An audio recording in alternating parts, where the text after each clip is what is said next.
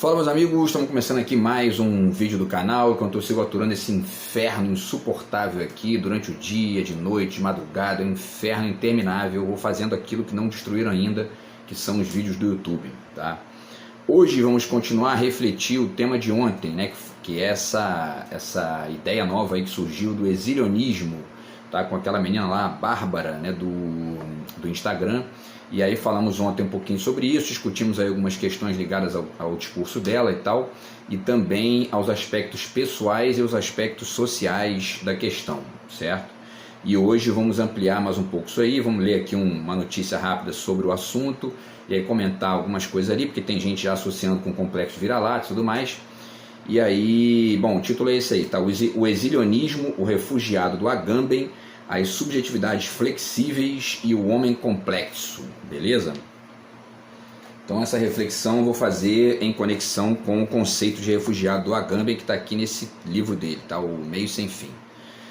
Beleza? Porque tem algumas coisinhas bacanas que dá para pensar. Então antes eu deixo aqui com vocês mais uma vez a dica do meu novo romance, que saiu aí, o meu primeiro romance, né, que saiu aí em outubro, tá? Quem quiser entrar em contato aí, usar na descrição do vídeo. Você leva também os 2 marcadores e o livro com dedicatória. Falou?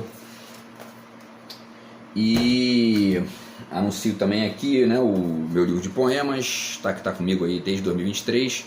Também, quem quiser entrar em contato, tá, o zap está na descrição do vídeo. Você levando o livro de poemas, o romance, os 2 juntos, você ganha os marcadores do mesmo jeito. Falou? Então, pessoal, vamos lá. Então tá aí, né? O exilionismo, o refugiado do Agamben, as subjetividades flexíveis e o homem complexo, né? Vamos ver que parada é essa aí. E aí tem o seguinte, tem uma questão aqui que já dá até para deixa eu separar aqui direitinho para não misturar as tintas. Já dá para refletir, né, em relação mesmo a essa comparação com o refugiado do Agamben, antes de discutir a questão que ele levanta, que eu já até fiz em outros vídeos, mas vou fazer de novo hoje para poder fazer essa comparação.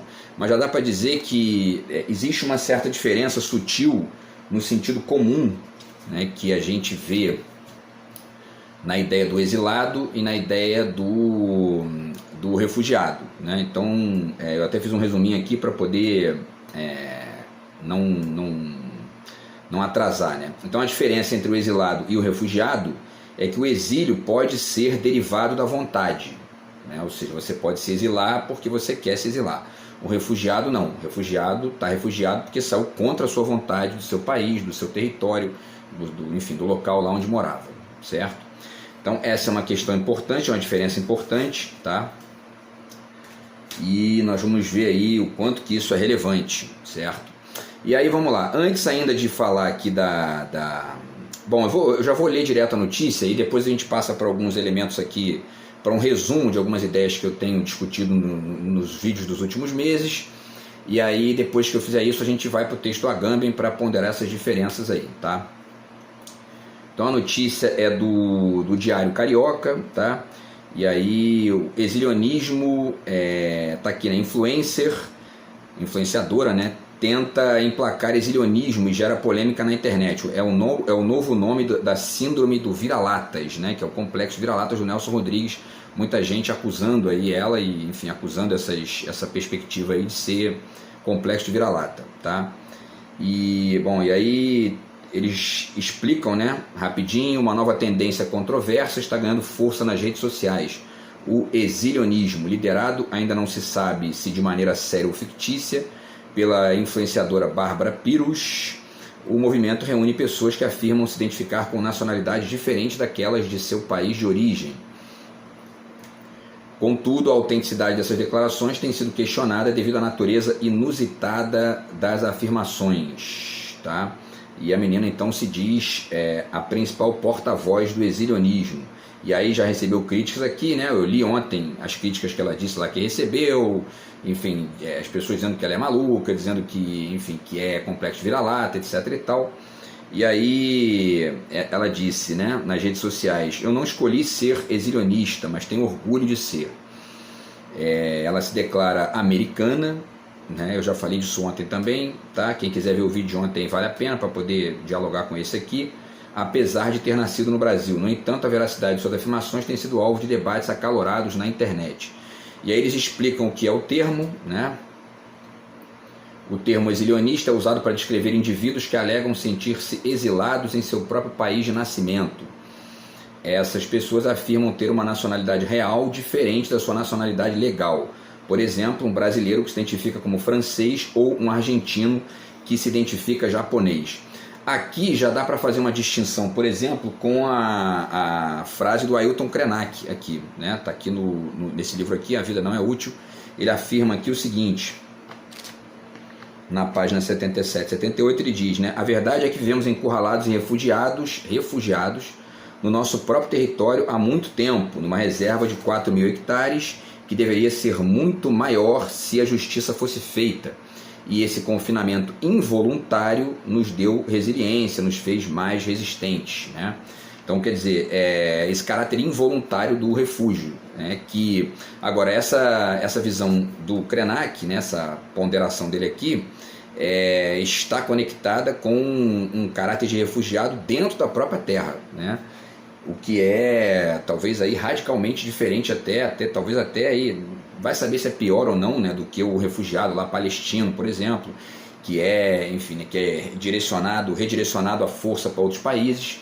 Enfim, são duas experiências muito complicadas aí. No caso do exílio, você pode ser exilado, né, contra a sua vontade, ou você pode se exilar, enfim, né, voluntariamente. No caso, agora, essa questão aqui levantada por ela é uma questão que está para além da discussão né, digamos, né, da nomenclatura jurídica, da nomenclatura aí das relações internacionais. É uma questão de identidade, né? Ela está dizendo ali que ela não se identifica com o fato de ser brasileira, e isso gera uma série de dilemas aí, de questões e tudo mais.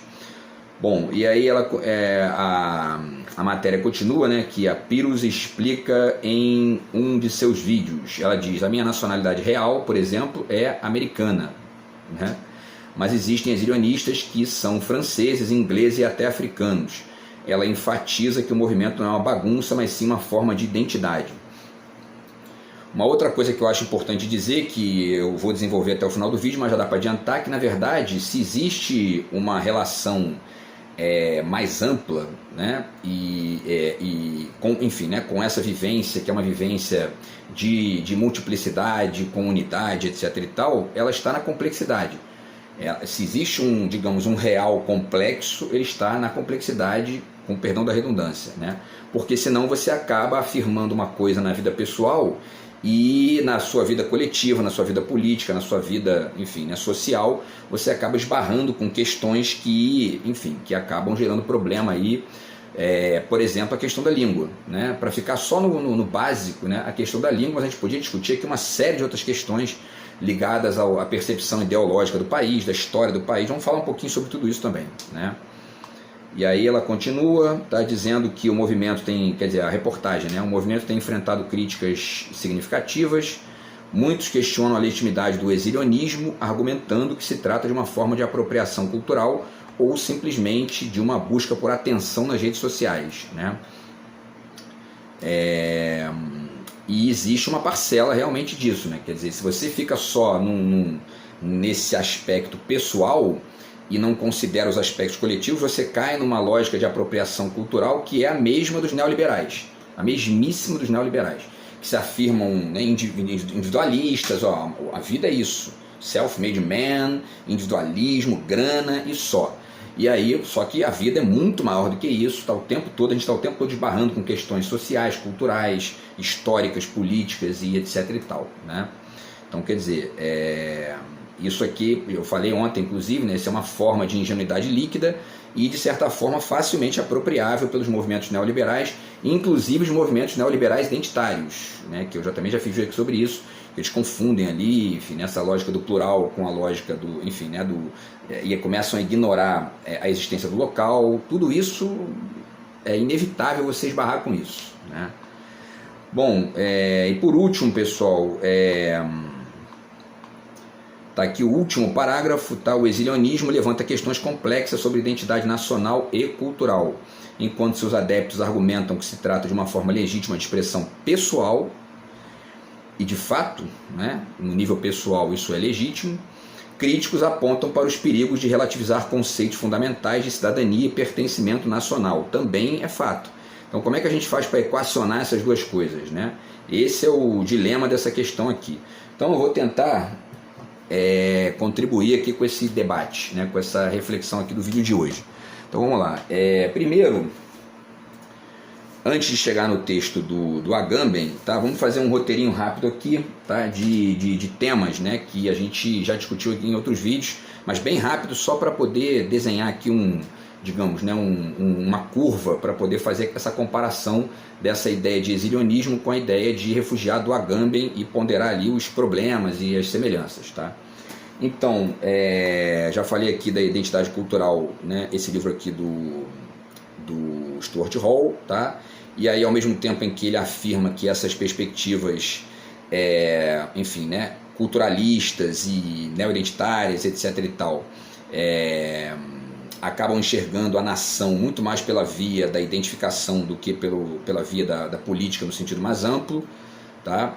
Mas ele termina o livro com uma frase que é interessante, que mostra que ele não caiu nessa, né? Ele diz que a globalização não parece estar produzindo nem o triunfo do global, nem a persistência em sua velha forma nacionalista do local.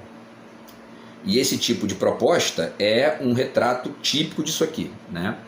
E a gente tem que ver como é que a gente desenha melhor isso, e parece, do meu ponto de vista, que a ideia de complexidade é a melhor ideia para representar isso aí. E aí, bom, essa perspectiva, né, e esse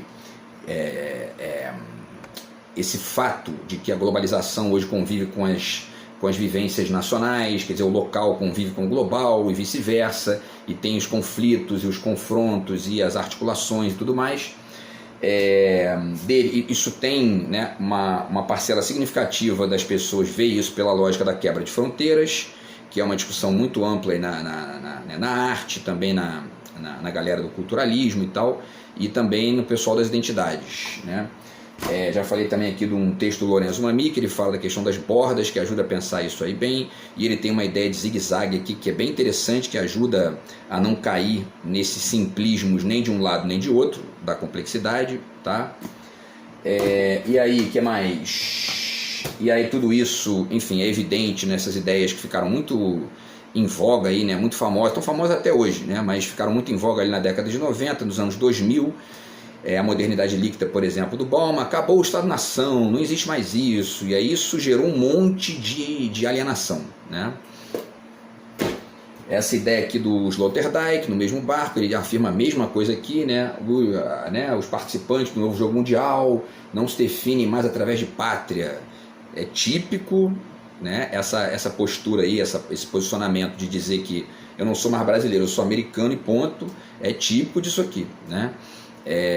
Enfim, então a gente tem que só que, como eu falei, como ela está ali, enfim, ela vai ser obrigada a entrar em contato com uma lógica aí muito mais ampla, ela vai precisar entender esses dois lados da moeda, né, para reduzir aqui a questão. Eu falei também, citei esse trecho aqui um texto muito bacana do Roland Barthes aqui, que ajuda a entender os excessos disso, né, essa ingenuidade do plural que a gente vive hoje, que é uma das consequências meio alienadas aí desse deslumbre com a globalização, tá? Nesse livro aqui que eu falei dele rapidamente ontem, né, o Neo-Humano, a Lúcia Santaella fala disso aqui um pouquinho, quando ela diz aqui na página 310, né, que ela fala que essa concepção maquínica da evolução baseia-se em pluralismo radical. E ela cita também o Deleuze e tal, o Guattari, que também é citado lá pela Sueli Rolnick, quer dizer, uma parcela da galera que caiu nessa de se convenceu de que a globalização é a única coisa que há, o neo-identitarismo de subgrupos é a única coisa que há, acaba nesse pluralismo radical que, se a gente lê bem lá o texto do Roland Barthes, no limite acaba numa lógica de nenhum, né? Você começa a não enxergar mais nada, né? Só o plural. Enfim, né, não vai dar tempo de falar tudo, mas é isso, tá? E aí a gente não enxerga uma coisa que, por exemplo, a Márcia Tiburi cita aqui de passagem, que é o neocolonialismo neoliberal, né, que é basicamente o que está, digamos, lucrando com esse tipo de visão no Brasil de hoje, tá? É só ler aqui o livro do Chomsky que a gente percebe isso nitidamente, tá? Essa galera não está entendendo bem o jogo, porque esqueceu o local e aí, enfim, né? Então, por exemplo, inclusive parêntese aqui, né, a Bárbara Pires, né, ela pode, por exemplo, tentar acessar lá o discurso do Trump, dizendo, vocês precisam muito mais da gente aqui do que a gente de vocês, né? Então, isso talvez faça ela entender melhor aí a questão, ou entender de maneira mais ampla para além do pessoal, né? E citei também, então, aqui os neoidentitários, que também estão com uma visão muito ingênua nesse sentido, uma parcela deles, né? Então, está com uma visão muito ingênua aí desse contexto. Outra parte também problemática dessa questão envolve a história do Brasil. E aí, por exemplo, né, a questão do que eu tenho chamado aqui de reflexividade negativa da direita brasileira e do pensamento que fica meio que flutuando na direita. E essa fala dela também é uma evidência disso, né? Essa reflexividade negativa, negar o próprio país que ela mora, no qual ela, enfim, né, ela está ali vivenciando uma série de questões que demandam dela uma percepção e tudo mais. Então, quer dizer, né, tudo isso também reflete. E aí tem toda aquela biografia que eu já citei aqui, né, a questão dos mazombos, do Darcy Ribeiro, o complexo de vira-lata do Nelson Rodrigues, que é uma das acusações que foram feitas a ela ali, né? Não, isso aí é um tipo de complexo de vira-lata, e eu tenho chamado aqui de complexo de Double Doodle, né? Porque é justamente um cachorro dos Estados Unidos e que representa melhor essa substituição que foi feita aqui no Brasil de Portugal pelos Estados Unidos pela via dessa flutuação à direita, né? E, então, quer dizer, porque o vira-lata, já fiz vídeo também falando sobre isso, o vira-lata é um cachorro que ele é mesclado, então ele representa melhor aí não só essa pluralidade, mas também a mestiçagem brasileira, etc e tal, tá? E tudo mais, tá? E também tem a questão do Narciso às avessas do Nelson Rodrigues, a questão do racismo, tem que ver até que ponto aí essa posição não tem algo de racista também, né? E falei também da antropofagia, né? O quanto que a antropofagia hoje atualizada acaba atrapalhando muito mais do que ajudando nesse contexto aí e tudo mais. E por último, antes da gente passar para o texto do Agamben, vale relembrar o vídeo que eu fiz aqui falando sobre o Byung-Chul Han, né? Quando ele fala que existe aqui uma crise de representação política no mundo de hoje, porque os políticos não representam mais o povo, etc e tal. Na verdade, eu já fiz vídeo aqui falando sobre isso mais de uma vez, né? Para mim, o povo está muito bem representado na sua alienação, né? Porque cada vez que você vê uma percepção anticomplexa ou pré-complexa dessa, que não percebe o contexto mais amplo, essa galera que, não, eu me identifico com os Estados Unidos, sou americano, não brasileiro, aí vota em alguém a partir dessa perspectiva, aí a pessoa chega lá, faz cagada e, né, não está me representando. Tá sim, né? Tá sim. Então, enfim, eu acho que está muito bem representado quem tem essa perspectiva e vota mal, né? Bom, dito isso, pessoal, vamos ao texto do Agamben, então, né? Tá aqui o livro do Jorge Agamben, e esse texto aqui é de 1993, tá? E ele faz uma reflexão, que é uma reflexão que se parece muito com essa perspectiva tanto dos, digamos, né, dos globalizaloides, que eu tenho chamado aqui, e como também dos neoidentitários estritos, né, aqueles que estão defendendo apenas uma perspectiva setorizada e não complexa, tá? Então vamos ler alguns trechos aqui, só para a gente pegar aqui, tá? Na 23, 24, deixa eu abrir aqui, na 23, 24, ele fala um negócio aqui que é o seguinte, né? Ele diz que ele faz uma distinção, né, entre a nacionalidade, a identidade nacional fechada e o apátrida, né? Então ele fala que o refugiado que perdeu todo o direito e cessa, porém, de querer assimilar-se a qualquer custo a uma nova identidade nacional para contemplar lucidamente sua condição, recebe em troca de uma impopularidade segura uma vantagem inestimável. A história não é mais para ele um livro fechado e a política deixa de ser o privilégio dos gentis, né? Então, isso aqui parte de uma ideia que ficou muito em voga logo depois da globalização, que é a de que, tá vendo? A identidade nacional nunca foi uma ideia fechada. Hoje a gente pode perceber nitidamente que esses pluralistas extremos estão trabalhando com a ideia da pluralidade como algo fechado, ainda que aberto, né? Certo? Então, enfim, ou seja, né, o que eu quero dizer com isso? É uma ideia fixa, né? Então estão fixados na ideia do plural e não conseguem enxergar de maneira mais complexa a coisa, porque começam a esquecer o local, começam a esquecer, e todos os enfim, né, todos os elementos adjuntos e conexos que a questão do local demanda, né? Mesmo que você tenha diferença de opinião em relação a isso, se você perde o local de vista, você começa a perder aí, enfim, né, a noção de uma série de questões fundamentais da tua época, do teu país mesmo, da tua cidade, do teu estado. Bom, aí ele fala na 24 sobre o declínio, ele diz, né, que agora estamos no declínio irrefreável do Estado-nação. Isso a gente pode perceber que era uma perspectiva ingênua, né? E, enfim, tipicamente ali imediatamente pós-globalização, quer dizer, acabou, né? O Estado-nação vai acabar, né? E a gente vê hoje que isso nem de longe isso aconteceu, né? E a gente tem que pensar, então, numa solução para isso que tem que ser para além, por exemplo, dessa sugestão que ele faz do refugiado e, ao mesmo tempo, obviamente, também para além dos conservadores estritos que também acham que não, o Estado-nação tem que ser redefendido de uma maneira absolutamente fixa e né, localizada, um localismo tosco que o mundo de hoje também não pede, certo? O que mais? Vamos ver aqui.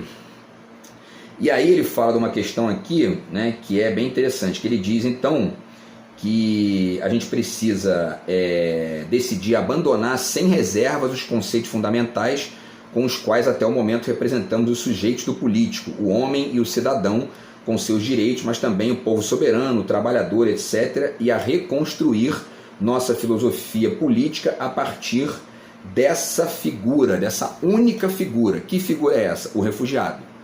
E aí ele diz aqui, né, ele define o refugiado. O refugiado é talvez a única figura pensável do povo no nosso tempo. E, ao menos até quando não for realizado o processo de dissolução do Estado-nação e da sua soberania, a única categoria na qual é hoje permitido entrever as formas e os limites de uma comunidade política por vir.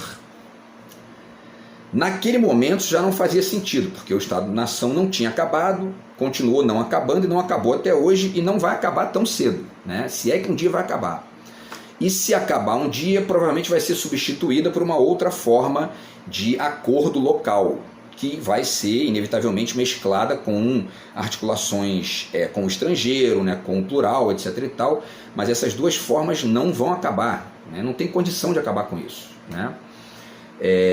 Bom, e aí, como ele diz, né, para a gente reconstruir a nossa filosofia política a partir dessa única figura que é o refugiado, eu acho que não, a gente não tem que reconstruir a nossa filosofia política a partir da figura do refugiado, entendida como uma figura para ser generalizada, enfim, né, como se isso fosse gerar uma perspectiva digamos, né, de destruição ou de crise e de debate extremo sobre a xenofobia, sobre, enfim, o ódio ao imigrante, ao diferente, etc. e tal. Eu acho que a minha sugestão e a saída melhor para isso é aquela saída do homem complexo, do homem plural, tá? E aí eu vou ponderar aqui com vocês, tá? Mais duas citações aqui para desenhar isso. Então, lembremos aqui a questão, né? Eu já falei, né, dessa figura aqui do Mia Couto, que é o homem plural, que ele chama aqui, que é o homem que tem um idioma plural, que fala um idioma plural, que é o da raiz e da asa.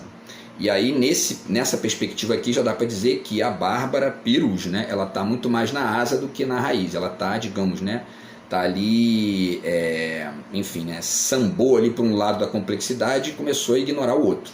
Então é importante pensar isso aí também. Ajuda, se a gente pensar, por exemplo, a partir da ideia de complexidade, está aqui, né? E tem uma citação do próprio Edgar Morin nesse livro aqui que ajuda a entender, enfim, a dimensão mais ampla disso, tá? Ele diz aqui, ele defende uma ideia que é a ideia do unitas multiplex, na página 55, que é a unidade e a diversidade humana, tá? Então ele diz aqui, né? Cabe à educação do futuro cuidar para que a ideia de unidade da espécie humana não apague a ideia de diversidade e que a da sua diversidade não apague a da unidade. E aí ele vai continuando e finaliza dizendo: compreender o humano é compreender sua unidade na diversidade, sua diversidade na unidade. É preciso conceber a unidade do múltiplo e a multiplicidade do uno. Se você não faz isso, você acaba, enfim, ou um ingênuo líquido, ou um, digamos, né, ou um conservador né, estrito senso, ali, retrógrado, ou um individualista extremo, né, ou o que eu tenho chamado aqui, para poder usar lá uma expressão do Nelson Rodrigues, o idiota da subjetividade, né, que tem muitos por aí. Né? Mas enfim, pessoal, então, e aí, não vai dar para falar de todas as ideias do Agamben, tá? Dá até para citar mais alguma aqui, umas uma ou duas, para a gente chegar na solução aqui da questão, tá? Deixa eu ver aqui, cadê, né? O que ele fala mais aqui? Ele diz aqui na 29, tá? Que, cadê, né? Vamos abrir aqui rapidinho. Ele diz aqui na 29 o seguinte, né? Que a novidade, olha só, a novidade do nosso tempo, que ameaça o Estado-nação nos seus próprios fundamentos, é que partes crescentes da humanidade não são mais representáveis no seu interior. Por isso, na medida em que rompe a velha trindade Estado, Nação, Território, o refugiado, essa figura aparentemente marginal, merece ser pelo menos considerado como uma figura central da nossa história política, né? E aí eu acho que se você coloca isso, o refugiado, como figura central, você está ignorando o fato de que o refugiado ele está nessa posição contra a vontade dele.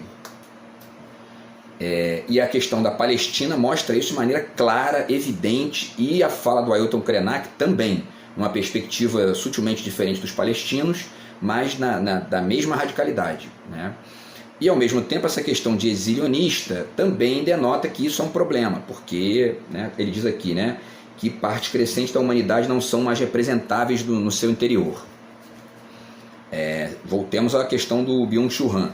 Se você fica nesse barato de achar que, eu não quero saber mais do meu país, mas continuo morando nele, né? Então aí você vai esbarrar inevitavelmente com questões, por exemplo, de ordem política, de ordem cultural, de ordem da conexão ali com o social, e que você não vai se sentir representado.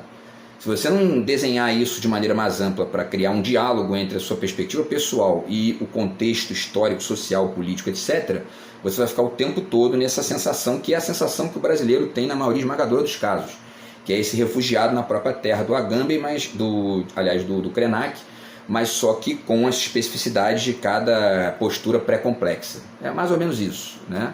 Que é uma questão que eu tenho desenhado aqui nos vídeos com vocês. Bom, qual é a saída para isso? Pelo menos parcial, né? E como uma sugestão de reflexão. Qual é a saída para isso? Está no título aí do vídeo, tá? O exilionismo, o refugiado do Agamben, as subjetividades flexíveis e o homem complexo. Então, essa ideia, por exemplo, que a Sueli Rounik levanta aqui das subjetividades flexíveis, tá? Que de certa maneira é essa questão do pluralismo extremo e tal, né? Misturado com o individualismo, etc. e tal. Parece bastante com a ideia das singularidades quaisquer do Agamben, que também é um desenho similar a esse e que faz eco com essa visão dele da crise do Estado-nação, do fim do Estado-nação, etc. e tal. Então essas duas posturas são geralmente tomadas de maneira isolada e acabam inevitavelmente escorregando para uma lógica de individualismo ou de sectarismo pré-complexo. A saída pode ser conectar essa questão, essas duas posturas, ou o nome que se queira dar alternativo para isso, com aquilo que o Zizek chama aqui de idealização mútua do significado, porque em uma medida ou outra é isso que constrói pelo menos ali um desenho mínimo de diálogo entre essas multiplicidades, que gere algo num nível pelo menos ali superficial de coesão interna ou de, digamos, né, de abertura para um diálogo entre as diferenças dentro da localidade e também quando essa localidade se conectar com o exterior. Certo? E aí, isso é interessante porque eu lembro aqui que eu fiz aquele vídeo falando da questão lá do Magno Malta, né, que disse que o macaco estava exposto, né, quando chamaram lá o Vinícius Júnior de macaco, e eu fiz a sugestão aqui do Somos Todos Macacos, né, que é um texto muito legal aqui do Milford Volpoff, nesse livro aqui. E aí, por que isso é importante? Porque a gente tem que tentar, né, estabelecer alguma lógica mínima digamos, né, na qual a gente consiga fazer as diferenças funcionarem com respeito, ou com o mínimo ali ou pelo menos de distanciamento ou de respeito. E parece que essa ideia do homem complexo, do Mia Couto, do homem plural, né, enfim, articulado com a questão do Unitas Multiplex do Edgar Morin cria um panorama razoável para isso, a partir do qual você pode discutir os problemas, enfim, né, as conexões com cada situação, etc. e tal, e desenhar melhor essa questão aí. Senão você acaba numa lógica alienada, pré-complexa e, enfim, no limite até perigosa, né? Porque já tem gente aí defendendo que a ontologia do homem tem que mudar e tudo mais, isso aí é um perigo. Beleza, pessoal? Então é isso, tá? Essa foi a reflexão de hoje aí e a gente volta no vídeo de amanhã, beleza? Grande abraço aí, tamo junto, fui!